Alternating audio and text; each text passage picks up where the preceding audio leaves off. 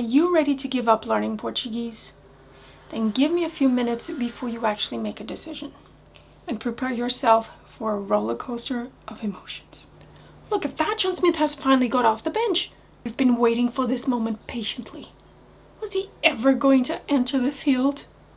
Senhoras e senhores, he's finally made up his mind. Look at him. He's up and running under the guidance of, oh, you will never believe this. He's following instructions from our youngest and most seductive intern, Mr. Duo Coach. It seems like an odd choice, but hey, at least he's moving. He's warming up. What are they doing now? Oh no, it seems you're not going to believe it. Mr. Duo Coach is briefing John Smith on the rules of the game. But John Smith is very eager to enter the field. He just wants to play. How different can this game be from the one back home?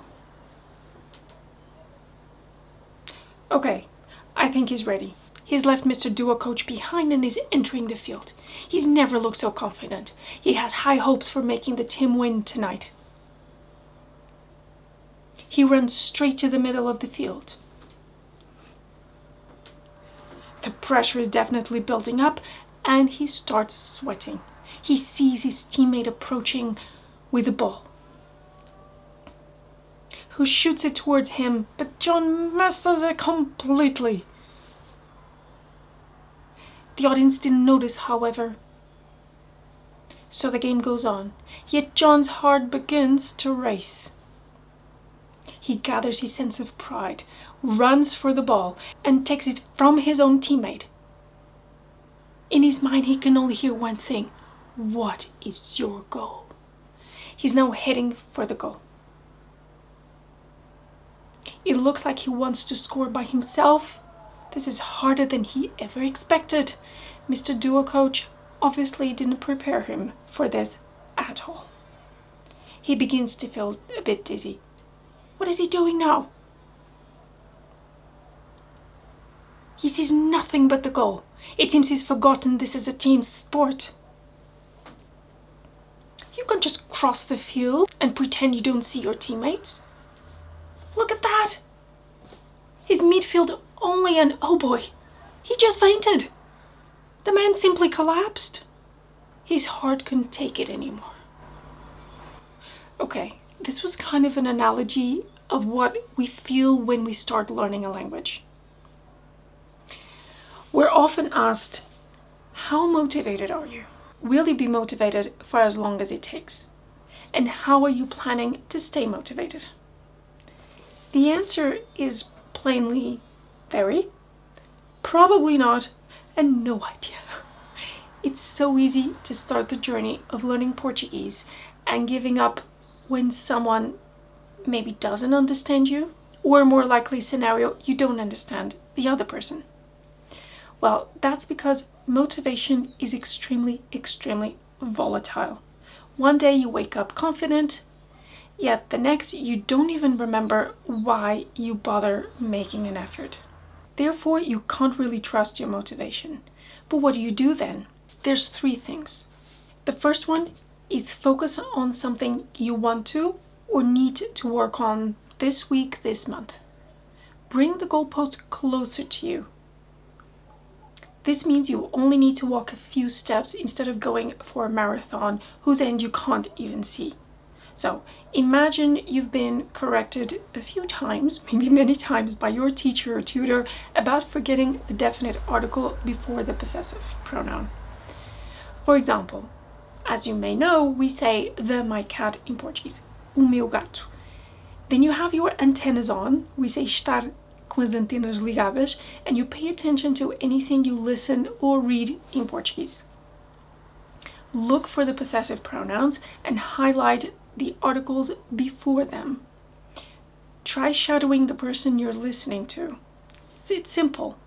And then specifically write about your family, your dog, your cat, your trip, anything with the focus of making this very idiosyncratic aspect of the Portuguese language feel so natural to you that in a couple months time you can't even explain this grammar point to a complete beginner. The second thing is to recognize progress. Yes, if you're waiting for a big leap in your fluency or towards fluency, just forget it. That will take time, and the tendency is for us to push the goal further and further away anyway. The idea here is to feel true excitement for the small steps you're making forwards. So this may take the shape of having prepared for a conversation on a topic and surviving with only a few drops of sweat. It could be realizing the difference between sit and estar is beyond permanent and temporary situations, which actually means you're ready to dive deeper into more complex layers of the language.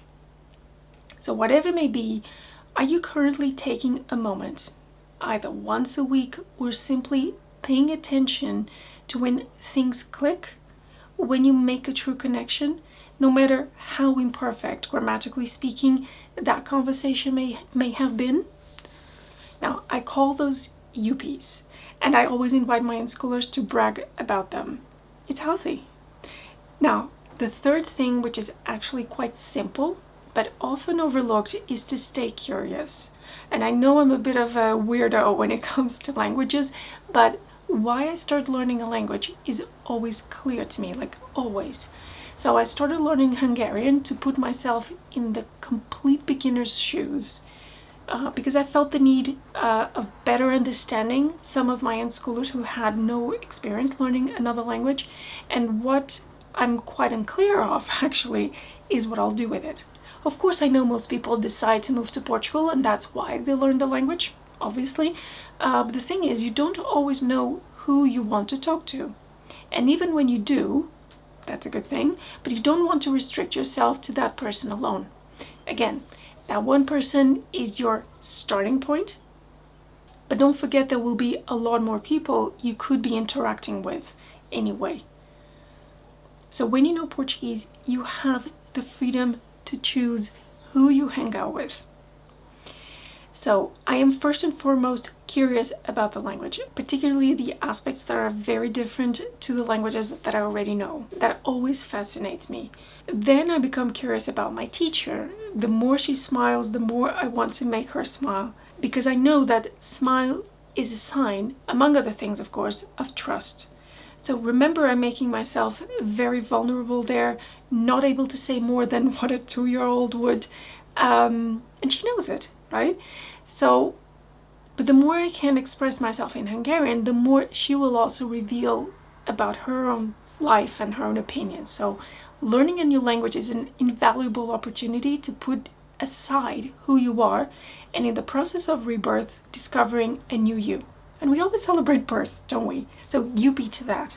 And if you're about to give up or you feel it's hard, try focusing your attention so as not to feel overwhelmed. Celebrate each and every tiny sign of improvement and stay curious about the language and the Portuguese. Obrigada por verem, obrigada por me ouvirem. Até à próxima.